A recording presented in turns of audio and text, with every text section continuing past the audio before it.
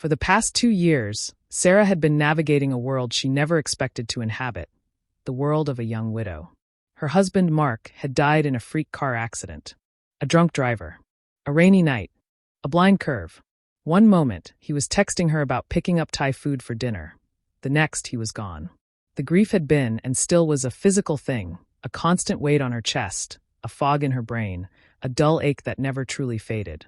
But what she hadn't expected, what she could never have prepared for, was how her own family would make it exponentially worse. The trouble began, unsurprisingly, with her sister, Jessica. Calling Jessica the black sheep of the family would be too cliché. She was more like a glitter bomb of chaos. Superficially dazzling, but ultimately messy and destructive. 3 years older than Sarah, but emotionally stuck somewhere around 15. Jessica had always been prone to jealousy, attention-seeking, and dramatic outbursts. Mark, ever the optimist, had tried to see the good in her, brushing off her antics as misguided energy. Sarah, on the other hand, had always called it what it was, a pain in the ass. The first sign of trouble had come at Mark's memorial service. Sarah had chosen a minimalist urn for his ashes, a smooth, dark ceramic piece that felt solid and comforting in her hands. It was simple, dignified, and most importantly, it felt right. Jessica, however, arrived in a skin-tight black dress more suited for a nightclub than a funeral, her mascara already smudged as if she had preemptively cried for effect. Throughout the entire service, she clung dramatically to their mother, wailing about how unfair it all was, sobbing loud enough to draw glances from strangers. And then, as if the theatrics weren't enough, she had reached for the urn, grabbing at it as if she intended to take it for herself. Sarah had to physically pry her fingers away. Their mother, ever the enabler, had simply sighed, her lips pursed in that familiar look of weary indulgence. Sarah knew what that meant. It meant that, as always, Jessica's behavior would be excused. It meant that, once again, their mother's favoritism would overshadow everything else. It had been that way their entire lives. Jessica got the new clothes, the expensive extracurriculars, the constant praise, even when she was clearly in the wrong. Sarah, the responsible one, the easy child, was left to fend for herself. After the service, Sarah took Mark's urn home and placed it carefully on the mantelpiece in the living room, right beside a framed photo from their wedding day. In the picture, Mark was beaming, and she was mid-laugh, blissfully unaware of the tragedy that lay ahead. It was a small comfort, but it was something, a way to keep him close. Then, a week later, she came home from work and felt her stomach drop. The urn was gone. The photo was still there, undisturbed, but Mark's ashes had vanished. Panic surged through her, cold and paralyzing. Had she been robbed? She tore through the house, searching frantically, her breath coming in short, sharp gasps. Nothing else was missing. And then her phone buzzed. A text from Jessica. A picture. Jessica, grinning like she had just won the lottery, holding the urn in her hands. The caption read, "Taking Marky on an adventure. He always wanted to see Vegas." Sarah felt her blood turn to ice. Vegas. She had stolen Mark's ashes and taken them to Vegas. She called immediately, her hands shaking as she gripped the phone. When Jessica answered, she was laughing. "Jessica." Sarah's voice was barely controlled fury. "What the hell have you done?" "Relax, Sarah," Jessica chirped. "I'm just giving Mark the send-off he deserves. He always loved a good party." "He's dead, Jessica. He's ashes. That's not a party. It's desecration." "Oh, don't be so dramatic. He would have wanted this. You were always so boring, Sarah. He needed some excitement." Sarah hung up. She couldn't even speak. She felt sick. She did the only thing she could think of. She called their mother. Surely this time, their mother would see reason. "Mom, Jessica stole Mark's ashes," she said, her voice hoarse. "She took him to Vegas." There was a long pause before her mother sighed, and then, in that patronizing tone Sarah had come to resent, she said, "Oh, sweetheart, you're overreacting. She's just processing her grief in her own way." "Processing her grief?" "By taking his remains to a casino." Now, her mother chided. "Don't use that word, you know Jessica is sensitive. And besides," her voice dropped to a conspiratorial whisper, "Mark was always a bit of a loser, wasn't he? All that talk about starting his own business, but he never really did anything. You're better off without him, honey. You can find someone better." Sarah stared at the phone, her mind blank with shock. "He was my husband," she said, voice shaking. "I loved him. And he wasn't a loser. He was kind. He was brilliant. He was everything." Her mother sighed again, this time with the long-suffering patience of someone dealing with an over-emotional child. You need to get over it, Sarah. It's been 2 years. It's time to move on. Frankly, I think Jessica is doing you a favor. Maybe this will help you let go. Sarah hung up. She sat on the floor, surrounded by the suffocating emptiness of the house that had once been filled with laughter and warmth, and she sobbed. She sobbed for Mark, for herself, for the unbearable cruelty of the people who were supposed to love her. But then something shifted. The grief was still there, raw and aching, but now, rising alongside it, was something else. Anger. A cold, hard, burning anger. And with that anger came clarity. She wasn't going to let them get away with this. She wasn't going to let them disrespect Mark's memory. She wasn't going to let them treat her like this anymore. She was going to fight back. Sarah dried her tears, stood up, and started making a plan. The first step was getting Mark back. She knew Jessica wouldn't give him up willingly, so she had to be smart. And she knew one thing about her sister. Despite her chaotic lifestyle, she was predictable when it came to social media. She documented everything. Sarah opened Instagram. Sure enough, there were dozens of photos and videos. Jessica, posing with the urn at the Bellagio fountains. Jessica, holding it in a casino. Jessica, even taking it on a roller coaster. Sarah shuddered. The sheer disrespect was nauseating. But then, she found something useful. The name of Jessica's hotel. The Pharaoh's Palace. Without hesitation, Sarah booked a flight to Vegas for the next morning. She didn't tell anyone. She packed a small bag, grabbed her credit card, and left. The flight was agonizing. Every moment, her mother's words echoed in her head. He was just a loser anyway. The cruelty of it stole her breath. Mark hadn't been a loser. He had been working tirelessly on his startup, a tech company focused on sustainable energy solutions. He had poured his heart into it, sacrificing sleep, comfort, and even his own peace of mind to make it work. And now he was reduced to this. A prop in Jessica's latest stunt. But not for much longer. Because Sarah was going to get him back. And this time, she wasn't going to let them win. Mark had been on the verge of a breakthrough when the accident happened, pouring his heart and soul into his work. He never got to see his dream realized. And yet my mother, who had never once shown any real interest in what he was trying to build, had the audacity to call him a loser. The cruelty of it was staggering.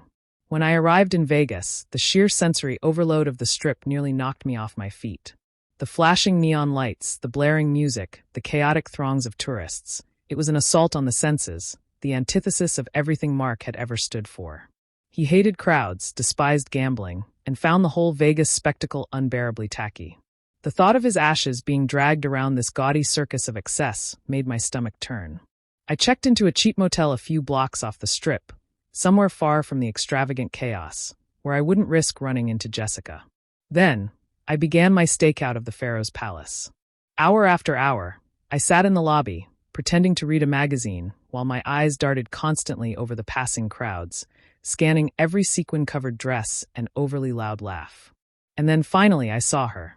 Jessica strutted through the casino as if she owned the place, wearing a dress so short and covered in sequins it looked more like a costume than clothing. And there, in her hands, like some twisted fashion accessory, was Mark's urn. She carried it carelessly, laughing with a group of equally obnoxious strangers, drinking champagne, posing for photos. It was surreal, almost like a fever dream, seeing my husband's remains treated as a joke, a party favor, a ridiculous stunt for attention. I waited. I watched. I knew Jessica well enough to know she wouldn't cling to it all night. Eventually, she excused herself to the restroom, leaving the urn sitting on a cocktail table next to a half-empty bottle of champagne. This was my chance. I approached the group, trying to appear as casual as possible, my heart pounding so loudly I could barely hear my own voice.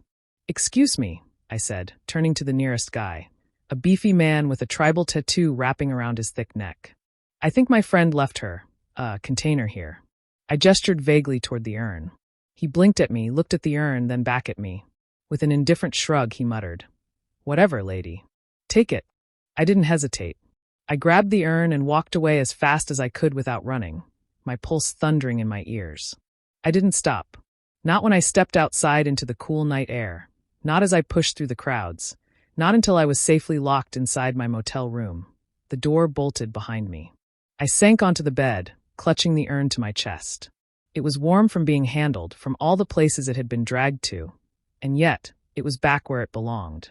Closing my eyes, I exhaled a shaky breath. "I got you, Mark," I whispered. "I got you back." The next morning, I was on the first flight home. I didn't tell Jessica. I didn't tell my mother.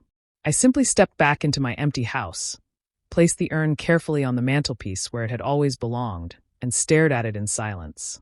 But I wasn't done. Jessica's actions, my mother's words, they were unforgivable. And I knew better than to confront them outright. That would only lead to more drama, more excuses, more empty justifications. I needed to be smarter. I needed to be precise. I started digging. I knew my parents had been struggling financially for years. My father's real estate business had been floundering, and my mother's insatiable need for designer clothes and lavish vacations had drained whatever savings they had left. They had always relied on Jessica to charm wealthy men into footing the bill, but her relationships were short-lived, chaotic, and more often than not disastrous. Then I remembered something. Years ago, when Mark and I had been buying our house, my parents had come to us, asking for a loan. A business deal had gone south, and they needed help. Mark, being the kind and trusting man he was, had agreed, but he wasn't foolish. He had drawn up a contract, legally binding, with clear terms. At the time, I had barely thought about it. Now, I dug through our old files until I found it. There it was in black and white. A $50,000 loan, signed by my parents, with a hefty interest rate and a clause that stated if they missed 3 consecutive payments, the full amount would become immediately due. I checked their payment history. As expected, their payments had been erratic, sporadic at best, with months of missed dues followed by desperate lump sum catch-ups. But for the past 2 months? Nothing. A slow, deliberate smile spread across my face. This was it. This was my leverage. I reached out to a lawyer, a friend of a friend who specialized in contract law. I showed her the agreement, my voice steady, my intentions clear. "This is airtight, Sarah," she told me after reviewing the contract. "You're well within your rights to demand full repayment." "And if they can't pay?" I asked, already knowing the answer. She met my gaze. "Foreclosure." I nodded. "Do it." The official demand for payment was sent. They had 30 days to pay the full amount, plus interest. The response was immediate. My mother called, screaming, her voice shrill with rage, accusing me of being heartless. My father left angry, barely coherent voicemails, threatening legal action. Jessica bombarded me with texts, hurling insults, calling me every name in the book. I ignored them. I blocked their numbers. I deleted their emails. I was done. 30 days passed. Not a single payment was made. Not a single cent. I gave the order to proceed. The house, the one I had grown up in, the one where birthdays and holidays had been celebrated, the one where my parents had raised Jessica and me, was put up for auction. They fought it. They tried every legal loophole, every emotional manipulation. But the contract was ironclad. The law was on my side. And in the end, they lost. The house was sold. My parents and Jessica were forced to move into a small, cramped apartment in a much less desirable part of town. I felt no joy in it. No victory. Only a quiet, profound emptiness. But it was a different kind of emptiness than before. It wasn't the crushing weight of grief. It was the lightness of a chapter closed. A burden lifted. I used the money from the repayment to establish a foundation in Mark's name, funding research into sustainable energy. It wasn't much, but it was a way to honor his memory, to keep his dream alive in a world that had tried to dismiss him. I haven't spoken to my mother or Jessica since. I don't know if I ever will. Some wounds are too deep to heal. Some betrayals cut too deep to forgive. But I'm okay. I'm learning how to live with the grief. How to build a new life, my life. I'm no longer the easy child. No longer the one who can be ignored. I am Sarah, and I am finally free. Because family isn't just about blood. It's about respect, love, and loyalty. And sometimes, the people who are supposed to love you the most are the ones who hurt you the deepest. But that doesn't mean they get to define you.